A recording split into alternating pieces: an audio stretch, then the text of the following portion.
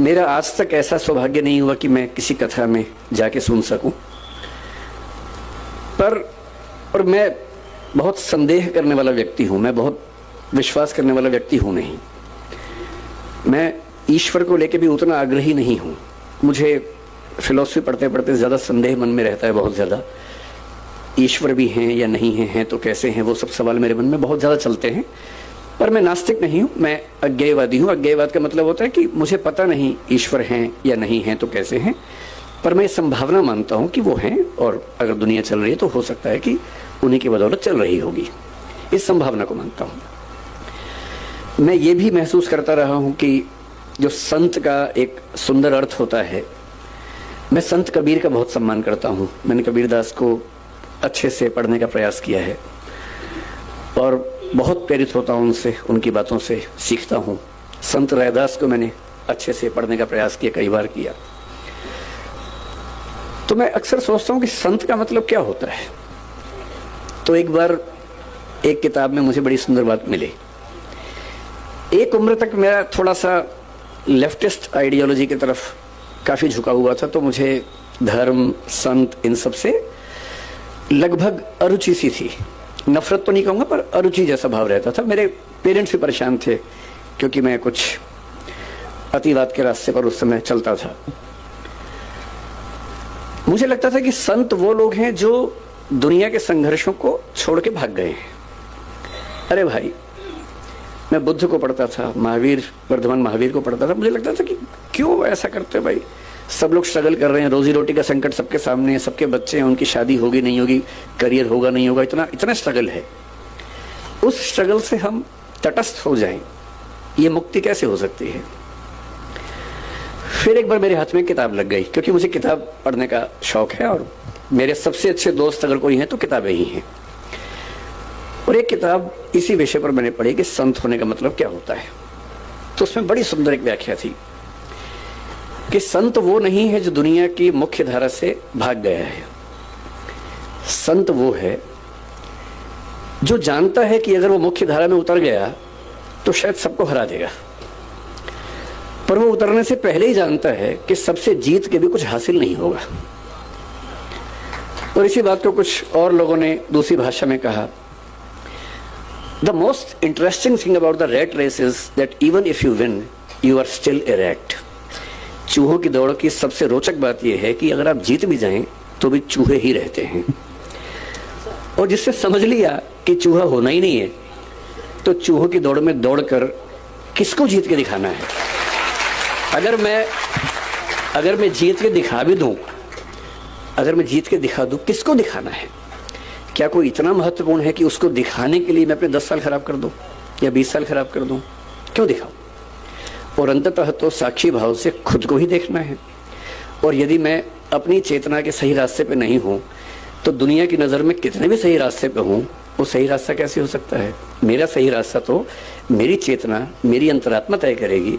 और यदि मेरी अंतरात्मा इस बिंदु पर सुकून महसूस करती है कि मुझे उस चूहों की दौड़ में शामिल होना ही नहीं है, तो नहीं होना है। और मैं कल से, मुझे डॉक्टर सिंघवी साहब ने कई जिक्र किए बापू के, कि कैसे उनकी कथा में लोग, और गुजरात के लोग कितने दानी हैं वो भी पता लगा। सूरत के बारे में विशेष रूप से पता लगा कि 50 करोड़ 100 करोड़ का दान हुआ, एक अस्पताल बन गया। फिर कथा हुई, फिर 125 करोड़ का दान हो गया, इससे एक और अस्पताल बन गया। इतना कंट्रीब्यूशन तो बड़े बड़े मंत्री, नेता और IAS नहीं कर पाते। तो उससे लाख गुना अच्छा है कि हम संत बन के ही अपना काम करें और समाज के लिए जो कर सकते हैं वही करें। तो मैं बापू बहुत कृतज्ञ हूँ कि मैं तो इस लालच में था कि मैं ज़्यादा सुनूंगा, पर मुझे बताया गया कि मुझे सुनाना ज़्यादा है, सुनना कम है। ये वैसे ज्यादती है, बहुत ज्यादती है आपकी कि मुझे ज़्यादा समय दिया आपने और बापू कम बोल रहे हैं। इसका उल्टा होना चाहिए था, पर ठीक है, आपने अपना कुछ मुझे सोची होगी इसके पीछे। अब मैं सरदार पटेल पर आता हूँ, जो मेरा मूल विषय है। सरदार पटेल के बारे में आजकल जब लोग बोलते हैं तो एक अजीब सा भाव बहुत प्रचलित हो गया है कि जब तक हम महात्मा गांधी और नेहरू जी की 4 बुराइयां ना कर दें, लोग बहुत सोचते हैं कि पटेल की तारीफ हो नहीं पाई ठीक से। तो मैं उस तरह का आदमी नहीं हूं, मैं पहले स्पष्ट कर रहा हूं। आप अगर ये उम्मीद कर रहे हैं कि मैं गांधी जी को 4 लाइनें सुनाऊंगा और नेहरू जी के बारे में 4 गलत बातें बोलूंगा, मैं ऐसा नहीं करूंगा। मेरा मानना है कि एक बहुत बड़ी लड़ाई एक व्यक्ति नहीं लड़ता है, एक टीम लड़ती है। और टीम में हर व्यक्ति का अपना चरित्र होता है, अपना व्यक्तित्व होता है, अपनी भूमिका होती है। हम ये नहीं कह सकते कि एक ही व्यक्ति पर्याप्त था, बाकी सब यूं ही थे, ऐसा नहीं। सबकी अपनी अपनी महत्ता थी, अपनी भूमिका थी। एक बहुत बड़े रंगमंच पे हर व्यक्ति का अपना किरदार होता है और उस किरदार को करीने से निभाना, यही उसकी मान्यता होती है। मैं ये जरूर मानता हूं कि सरदार वल्लभ भाई पटेल जितने सम्मान के हकदार थे उतना हमारी पीढ़ियों ने उनको दिया नहीं। ये हमारी पीढ़ियों पर लानत की बात है, ये मैं जरूर मानता हूं और ये हमें सुधारना चाहिए। क्यों सुधारना चाहिए? मैं कुछ ऐसी बुनियादी बातें आपसे कहूंगा। क्योंकि मैं यूपीएससी के लिए पढ़ाता हूं, तो इतिहास पर लंबा लेक्चर देना तो सामान्य बात है, पर आज जो ऑडियंस, मैंने पूछा पहले कौन लोग रहने वाले हैं, तो बताया कि स्कूल के बच्चे होंगे, कुछ समाज के लोग होंगे। तो मैं ये मान के आया था कि हमें बहुत आसान बातें करनी है, मुश्किल बातें नहीं करनी है। मुझसे कोई पूछे कि सरदार पटेल को आप किस रूप में देखते हैं, बल्कि आज से 4-5 साल पहले मेरी माताजी का देहांत 2018 के अंत में हुआ, नवंबर में। और जब ऐसा हुआ तो स्वाभाविक सी बात है कि मेरे पिताजी, जिनकी उम्र लगभग 80 साल है, वो काफ़ी अकेले हो गए थे, टूट से गए थे। वो भी बहुत एक्टिव हैं, पढ़ते लिखते हैं, किताब हर महीने किताब लिखते हैं, एक मैगजीन निकालते हैं। मुझसे ज़्यादा युवा हैं, मैं तो उनकी तुलना में बूढ़ा हूँ। तो मैंने उनसे पूछा लिया सर, मैंने कहा चलिए आपका जन्मदिन आने वाला है, मतलब प्लानिंग कर रही है, 3 महीने बाद किया, 2 महीने बाद किया। तो मैंने कहा आपका जन्मदिन आने वाला है, आप क्या चाहते हैं, कैसे मनाएंगे? मुझे लग रहा था कहीं मुझे नहीं कि मेरा मन नहीं मनाने का, ऐसा ऐसा। तो उन्होंने कहा कि मुझे ना जो सरदार पटेल की प्रतिमा बनी है बाहर ले चलो। तो मेरे मन में इच्छा थी इसी बहाने उनका मन भी रहेगा, तो मान गए। और वहाँ जो बच्चा उस समय एसडीएम था, उससे बड़ा सहयोग किया, आजू बल्कि आएंगे